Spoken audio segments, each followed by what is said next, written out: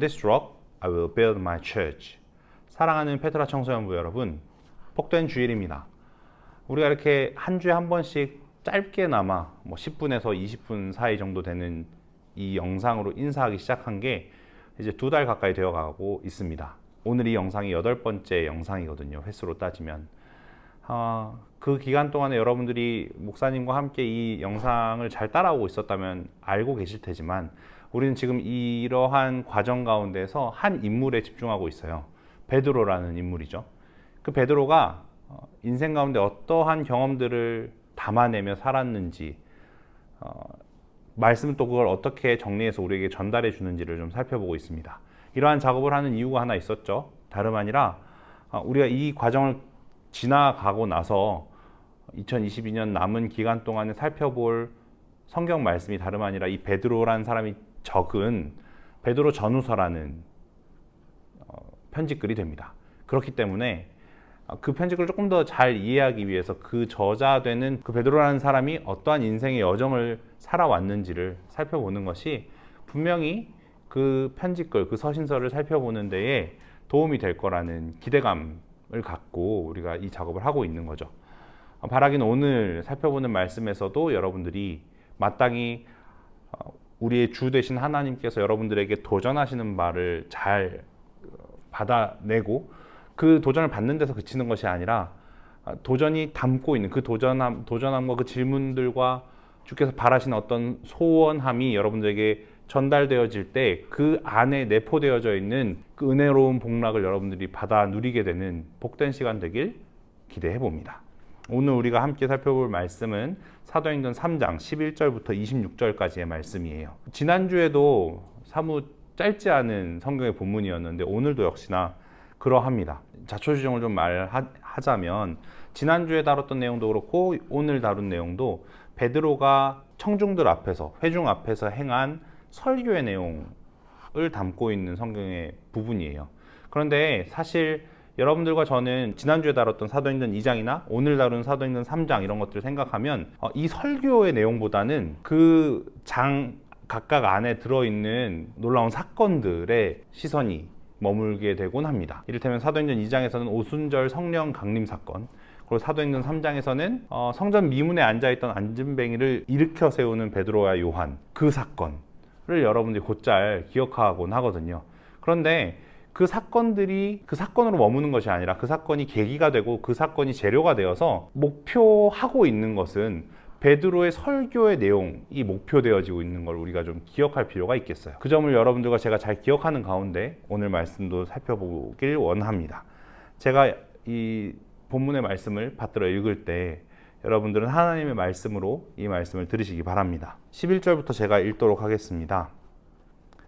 나은 사람이 베드로와 요한을 붙잡으니 모든 백성이 크게 놀라며 달려나아가 솔로몬의 행각이라 불리우는 행각에 모이거늘 베드로가 이것을 보고 백성에게 말하되 이스라엘 사람들아 이 일을 왜 놀랍게 여기느냐 우리 개인의 권능과 경건으로 이 사람을 걷게 한 것처럼 왜 우리를 주목하느냐 아브라함과 이삭과 야곱의 하나님 곧 우리 조상의 하나님이 그의 종 예수를 영화롭게 하셨느니라 너희가 그를 넘겨주고 빌라도가 놓아주기로 결의한 것을 너희가 그 앞에서 거부하였으니 너희가 거룩하고 의로운 일을 거부하고 도리어 살인한 사람을 놓아주기를 구하여 생명의 주를 죽였도다. 그러나 하나님이 죽은 자 가운데서 그를 살리셨으니 우리가 이 일의 증인이라. 그 이름을 믿음으로 그 이름이 너희가 보고 아는 이 사람을 성하게 하였나니 예수로 말미암아 난 믿음이 너희 모든 사람 앞에서 이같이 완전히 낫게 하였느니라. 형제들아 너희가 알지 못하여서 그리하였으며 너희 관리들도 그러한 줄 아노라. 그러나 하나님이 모든 선지자의 입을 통하여 자기의 그리스도께서 고난 받으실 일을 미리 알게 하신 것을 이와 같이 이루셨느니라. 그러므로 너희가 회개하고 돌이켜 너희 죄 없이 함을 받으라. 이같이 하면 새롭게 되는 날이 주 앞으로부터 이를 것이요 또 주께서 너희를 위하여 예정하신 그리스도 곧 예수를 보내시리니 하나님이 영원 전부터 거룩한 선지자들의 입을 통하여 말씀하신 바 만물을 회복하실 때까지는 하늘이 그를 마땅히 받아두리라. 모세가 말하되 주 하나님이 너희를 위하여 너희 형제 가운데서 나 같은 선지자 하나를 세울 것이니 너희가 무엇이든지 그의 모든 말을 들을 것이라. 누구든지 그 선지자의 말을 듣지 아니하는 자는 백성 중에서 멸망받으리라 하였고, 또한 사무엘 때부터 이어 말한 모든 선지자도 이 때를 가리켜 말하였느니라. 너희는 선지자들의 자손이요 또 하나님이 너희 조상과 더불어 세우신 언약의 자손이라. 아브라함에게 이르시기를 땅 위의 모든 족속이 너희 씨로 말미암아 복을 받으리라 하셨으니, 하나님이 그 종을 세워 복 주시려고 너희에게 먼저 보내사 너희로 하여금 돌이켜 각각 그 악함을 버리게 하셨느니라. 아멘. 여러분, 오늘 이 베드로의 설교 말씀은 지난 2장에 나타났던 베드로의 설교와 비슷한 점이 있어요. 그게 뭐냐면 2장의 베드로의 설교도 당시에 일어났던 사건 가운데에서 그걸 목격하고 있던 사람들이 보이는 그 사건에 대한 해석이 잘못되었다라는 걸 베드로가 이제 변호하기 시작하면서, 그러니까 다시 말해서 그 회중들의 반응을 교정하기 위하여서 베드로가 행하기 시작했던 설교였죠. 오늘 이 3장도 여전히 동일합니다. 우리가 알고 있는 바로 그 일, 미문 곁에 앉아있던 안진뱅이를 일으키는 일이 벌어지고 나자 오늘 본문 바로 앞에 있는 3장 10절 말씀에 보면 이렇게 되어 있어요. 9절부터 읽죠. 모든 백성이 그러니까 성전 미문에 앉아있던 그 구걸하던 사람 안진뱅이의 걷는 것과 하나님을 찬송함을 보고, 그가 본래 성전 미문에 앉아 구걸하던 사람인 줄 알고 그에게 일어난 일로 인하여 심히 놀랍게 여기며 놀라니라.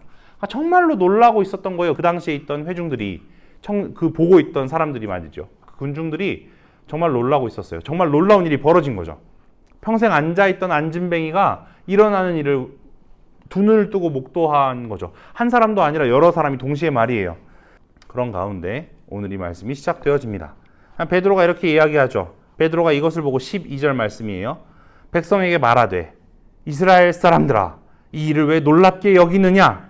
우리 개인의 권능과 경건으로 이 사람을 걷게 한 것처럼 왜 우리를 주목하느냐? 그러니까 베드로는 지금 사람들의 시선이 안진뱅이를 일으킨 주체로 보여지는, 그들 눈앞에 보여지는 베드로라는 인물, 요한이라는 인물에게 꽂히고 있는 게 마땅치 않은 겁니다.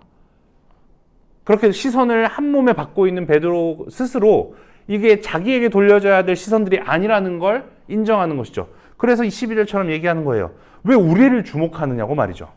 그러면서 사실 13, 14, 15 2절이 16절에 다루고 있는 나에게 주목할 것이 아니라 다른 마땅히 주목해야 할 한 존재가 있다는 걸 16절에 이야기하는데, 그 16절에 등장하는 그 인물, 마땅히 주목받아야 할 그 인물을 설명하기 위한 게 13절부터 15절의 말씀이에요.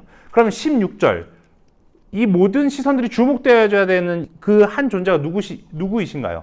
16절을 읽어보겠습니다. 그 이름을 믿음으로 그 이름이 너희가 보고하는 이 사람을 성하게 하였나니. 그러니까 이 안진뱅이를 성하게 한 건 지금 내가 말하는 이 사람 때문이다 라고 이야기를 하는 겁니다. 그러면서 얘기하길, 예수로 말미암아 난 믿음이 너희 모든 사람 앞에서 이같이 완전히 낫게 하였느니라. 예수로 말미암아 난 믿음, 그리고 예수님, 예수 그리스도, 이 사람이, 이 존재가 다름 아니라 너희 모든 시선을 한 몸에 받아야 할, 주목받아야 할 인물이며 이 놀라운 일의 주인공이시다, 이 놀라운 일을 일으키신 분이시다 라고 지금 베드로가 이야기하는 겁니다. 그리고 이 예수 그리스도를 하나님은 어찌 대하셨고 지금 이 말을 듣고 있는 청중들은 어떻게 대했는지를 13절부터 15절까지 얘기하고 있죠. 성부 하나님께서는 어떻게 이 자를 대하셨습니까? 13절 말씀입니다. 아브라함과 이삭과 야곱의 하나님, 곧 우리 조상의 하나님이 그의 종 예수를 영화롭게 하셨느니라. 여러분, 여기에서 하나님께 돌려지는 이름이 아주 독특합니다. 아브라함과 이삭과 야곱의 하나님. 여러분들이 작년부 설교를 계속 듣고 있다면 담임 목사님께서 한번 다루신 적이 있는 하나님께 돌려지는 칭호예요. 아브라함과 이삭과 야곱의 하나님. 이 표현은 다름 아니라 그 족장들, 아브라함과 이삭과 야곱과 언약을 맺으시는 언약의 하나님이라는 의미를 담고 있습니다. 그러니까 언약의 하나님께서 그의 종된 예수를, 그 예수 그리스도를 영화롭게 하셨다라고 합니다. 어떻게 영화롭게 하셨다라고 하고 있는지 그 내용을 살펴보죠. 영화롭게 하시는 방식이 무엇이었냐면 지금 듣고 있는 청중들을 사용하신 것 같은 그런 설명이 지금 붙거든요. 뒤이어서 읽어보겠습니다. 너희가 그를 넘겨주고 빌라도가 놓아주기로 결의한 것을 너희가 그 앞에서 거부하였으니, 그러니까 청중들, 듣고 있는 자들이 예수 그리스도를 넘겨주었답니다. 십자가에 못 박도록. 그리고 그걸 판결하는 도 사실은 놓아주기로 했는데, 그런데 너희가, 듣고 있는 너희가 그 앞에서 그를 거부하였다라고 이야기하죠. 그러면서 거룩하고 의로우니 그 예수 그리스도, 조상의 하나님의 종 되시는 예수 그리스도를 거부하고 도리어 살인한 사람 바라바를 놓아주기를 구하여 15절 결론적으로 생명의 주를 죽였도다. 그러니까 청중들은 어떻게 사람을 취하여서, 사람의 인성, 사람의 몸과 영혼을 취하여서 온 성자 하나님을 어떻게 대우했다고 합니까? 죽여버렸다라고 베드로가 말하고 있죠. 그런데 15절 이어지는 말씀 보십시오. 그러나 하나님이 죽은 자 가운데서 그를 살리셨으니, 이렇게 살리시는 방식으로 아까 13절에 나오는 대로 예수를 영화롭게 하신 겁니다. 그리고 베드로는 이렇게 얘기하죠. 우리가 이 일의 증인이라 라고 말입니다.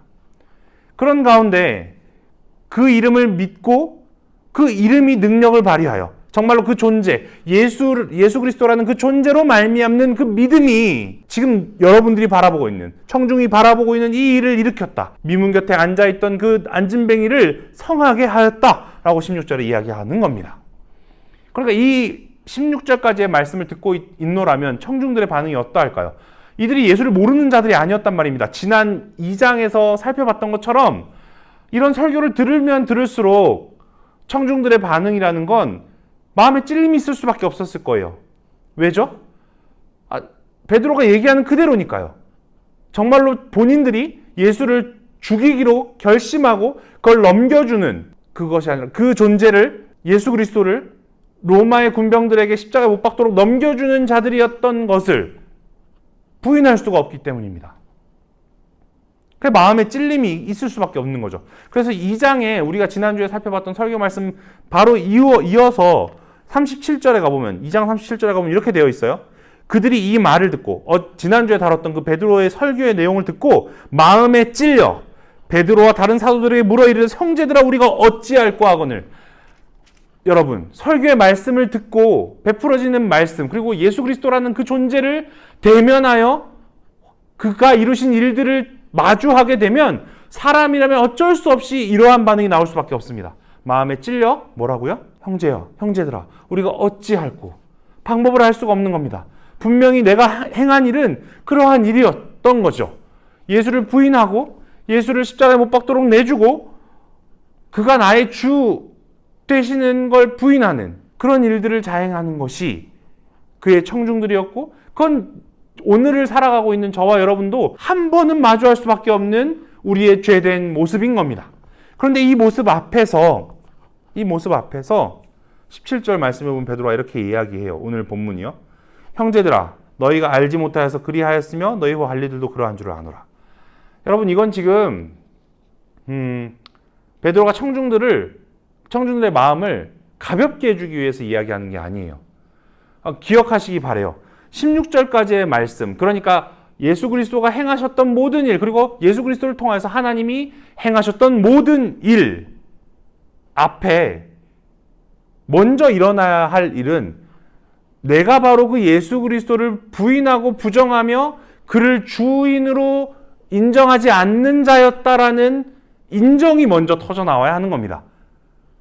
그 인정은, 그러니까 여러분들과 제가 먼저 확인해야 되는 건 우리의 처참함, 우리의 죄인됨, 우리의 비참함, 그것이 바로 16절까지의 말씀을 통해서 청중들에게 전달되어졌던 바이고 저희들에게도 전달되어져야 하는 바예요. 복음 앞에 설 때에 사람이라면 누구나 먼저 확인해야 될 것은 자신의 죄인됨, 자신의 비참함, 하나님 앞에 설 수 없음, 이 먼저 확인되어져야 하는 것이죠. 그래서 앞서서 지난주에 살펴봤던 사도행전 2장에서 아까 읽었던 그 말씀처럼, 그 청중의 반응처럼 마음에 찔림이 있을 수밖에 없는 것이고, 형제들아 우리가 어찌할꼬, 난 방법을 알 수가 없다라는 말을 우리 내면 안에서나 우리 입술로 얘기할 수밖에 없는 그런 탄식이 터져 나올 수밖에 없는 것을 먼저 경험해야 하는 것입니다.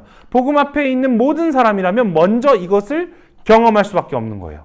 그랬을 때 그 비참함 앞에, 자신의 비참함 앞에 서 있는, 그래서 어찌할 바를 모르는 그 사람 앞에 베드로가 이야기하는 것이죠. 말씀이 주어지는 것입니다. 너희가 알지 못하여서 그리하였으며 너희 관리들도 그리한 줄 아노라. 이건 위로입니다. 사실 1차적으로 생각해 보면 모르고 그랬다고 이야기할 수 없어요. 모르고 그랬다고 얘기할 수 없다고요. 그런데 하나님께서 은혜로 그 죄악을 저지른, 그 죄 가운데 있는 죄인 된 사람을 대하시길, 너희가 알지 못하여서 그런 줄 알고 내가 이제 지금 너희들에게 마땅히 알아야 할 바를 전하고 있으니 이 말을 듣고 돌이키라, 회개하라 라는 말씀으로 도전하시는 것이죠. 그래서 이어집니다. 알지 못하였다라고 이야기하면서, 그러나 18절부터 말씀을 보세요. 하나님이 모든 선지자의 입을 통하여 자기의 그리스도께서 고난받으실 일을 미리 알게 하신 것을 이와 같이 이루셨느니라. 주어가 하나님이세요.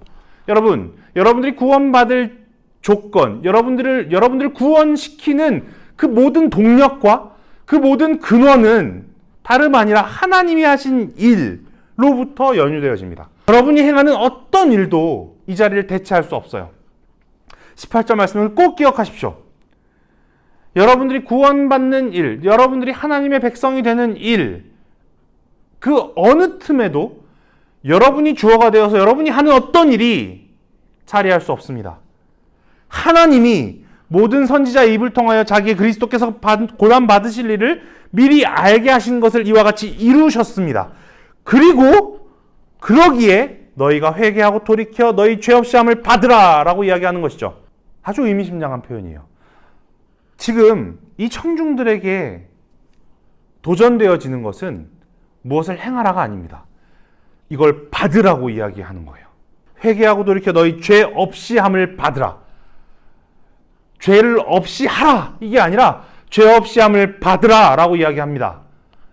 여러분, 말씀을 듣고 있는 여러분들 가운데 이 말씀을 통하여 당시의 청중들과 동일한 마음의 찔림, 그리고 여러분들이 어찌할 바를 모르고 있다면, 십자가 앞에서 어찌할 바를 모르고 있다면 제가 여러분들에게 도전합니다. 다름이 아니라 여러분들이 지금 해야 될 일은 한 가지뿐입니다. 2000년 전에 일어났던 바로 그 일이 다른 누구의 어떠함을, 다른 누구의 의인되게 함을 위함이 아니라, 죄 없이 하게 함을 위함이 아니라 바로 나 자신을 죄 없이 하기 위해서, 하시기 위해서 예수 그리스도께서 그 일을 행하셨으며 하나님이 예수 그리스도를 통하여 그 일을 이루어 두셨다라는 것을 여러분들이 받으시기를 바랍니다. 성령 하나님께서 여러분들에게 그 은혜를 주시기를 원합니다. 그 일은 여러분들 주변에 있는 어떤 다른 사람을 위한 일이 아니라 여러분들을 위하고 저를 위한 일입니다. 지금 베드로가 그걸 도전하고 있는 거예요. 그렇게 받을 때 일어날 놀라운 일들에 대해서, 놀라운 복락에 대해서 베드로가 이어서 설명합니다. 이같이 하면, 19절이요. 새롭게 되는 날이 주 앞으로부터 이를 것이요. 또 주께서 너희를 위하여 예정하신 그리스도 곧 예수를 보내시리니 라고 되어 있습니다. 여러분들이 그렇게 회개하여서 여러분들의 죄 없이 함을 받고 나면 여러분들 앞에 펼쳐질 삶의 모습은 지금 여기와 동일한 겁니다. 새롭게 되는 날을 기다리며 지속적으로 새롭게 되어져 가는 여정을 살게 될 거예요.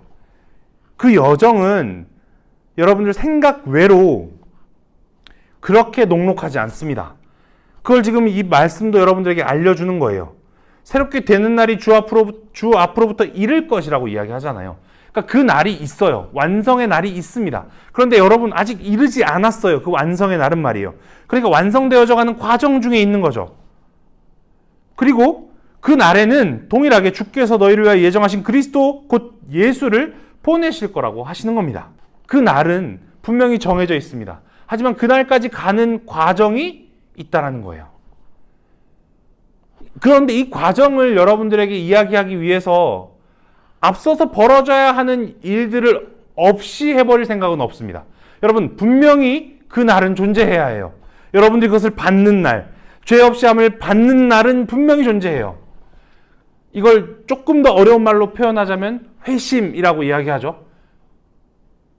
회심의 순간, 회심의 날, 이런 거 말이에요.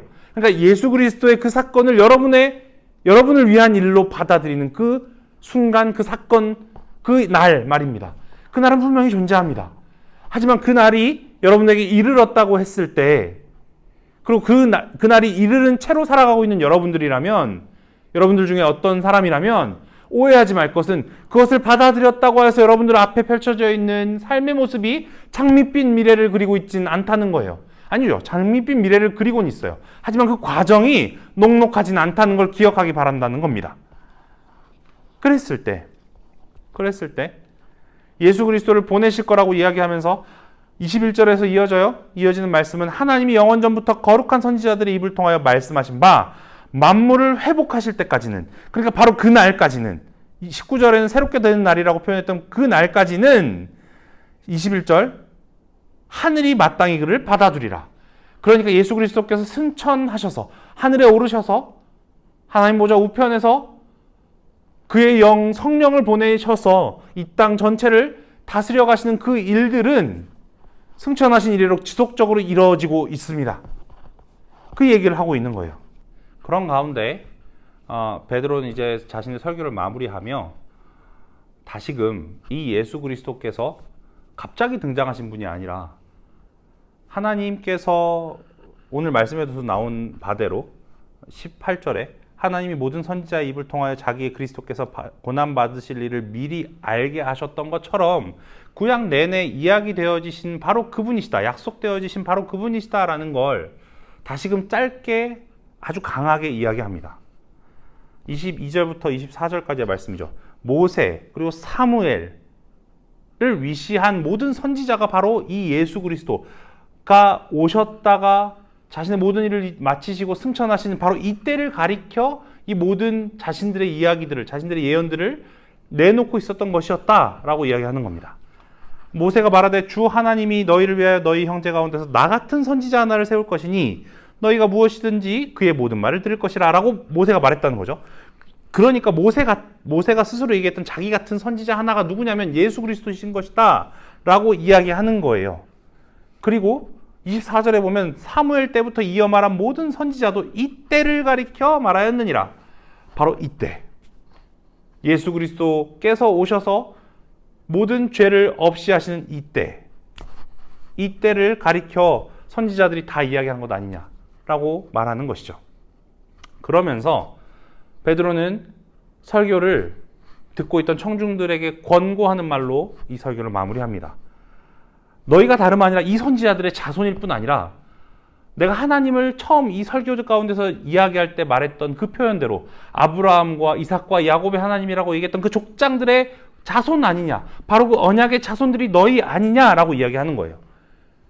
그러면서 너희 중에 다름 아니라 너희 중에 한 씨로 말미암아 복을 받으리라고 아브라함에게 약속하셨던 대로 하나님이 그 종 예수 그리스도를 너희 가운데 세워서 복 주시려고 너희에게 보내신 것 아니냐라고 오늘 26절의 말씀 가운데서 이야기하고 있는 것이죠. 그리하여서 여러분 듣고 있는 청중들에게 이야기하는 겁니다. 그런 일들을 하나님께서 일으키심으로 말미암아 목적하신 것이 있었으니 그것이 바로 26절 마지막에 얘기되어지는 대로 너희로 하여금 돌이켜 각각 그 악함을 버리게 하셨느니라 라는 그 목적을 담고 있는 것입니다. 사랑하는 페트라 청소년부 여러분, 오늘 이 설교 말씀을 통하여서 우리가 다시금 확인하게 되는 것은 교회의 시작부터 내내 이 말씀 사역 안에 담겨져야 할 한 가지 사실은 예수 그리스도로 말미암는 구원, 예수 그리스도로 말미암아 우리에게 주어진 그 복락, 그 은혜를 설파하는 것, 가르치는 것, 전하는 것이 설교의 내용이어야 하며 우리가 듣기를 사모해야 되는 내용이라는 것을 우리가 오늘 이 베드로의 설교를 통하여서 다시 한번 확인합니다. 그런 가운데 우리가 오늘 이 말씀 전체 안에서 특별히 더욱 눈길을 두었으면 하는 것은 참 신기해요, 여러분. 생각해 보세요. 오늘 이 말씀 가운데 18절까지의 내용을 보시면 예수 그리스도께서 하신 모든 일들을 이야기하고 있는 거죠.